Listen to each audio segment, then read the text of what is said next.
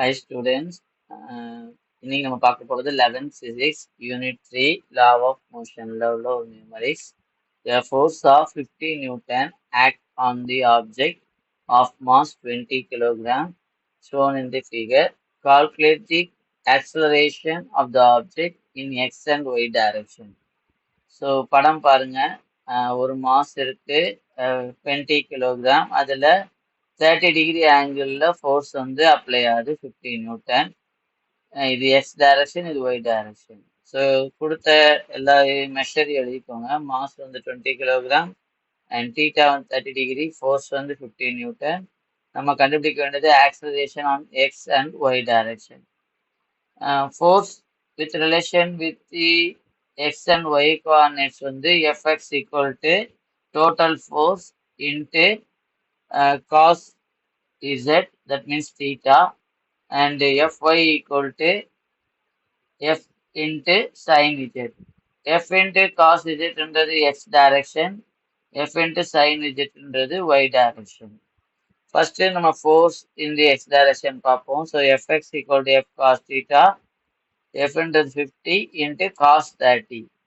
And force நமக்கு ma ஒரு relationship நமக்கு தெரியும் நியூட்டன் செகண்ட் லா படி. ஸோ m into ax, நமக்கு ax தான் வேணும். அப்போ 50 into cos 30 by m. So 50 into cos 30 வந்து √3/2, m வந்து 20 and f வந்து 50. ஸோ 0 0 அடிச்சுக்கோங்க. 5/2 into √3/2 2.5 into √3/2க்கு 1.732/2. ஸோ நம்ம இதை சால்வ் பண்ணோம்னா 2.165 metre per second square. So the acceleration on x direction. And force in y direction, Fy is equal to f sin theta, where f is equal to may since y direction நால, and f க்கு மேல 50 போட்டுக்கோங்க. sin theta க்கு sin 30 degree. Same அதே மாதிரி தான் ay equal to 50 into sin 30 by m. sin 30 வந்து 1/2. So இதை சால்வ் பண்ணோம்னா 5/2 into 1/2 which is equal to 1.25 meter per second square.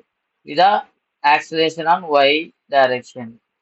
So இதுக்கு நமக்கு தெரிய வேண்டியது trigonometry டேபிளும் தெரியணும். ஸோ cos 30 sin 30 வேல்யூ தெரியணும். அண்ட் தென் இந்த ரிலேஷன்ஷிப் தெரியணும். இது தெரிஞ்சால் நம்ம இந்த சமயம் ரொம்ப ஈஸியாக சால்வ் பண்ணிடலாம்.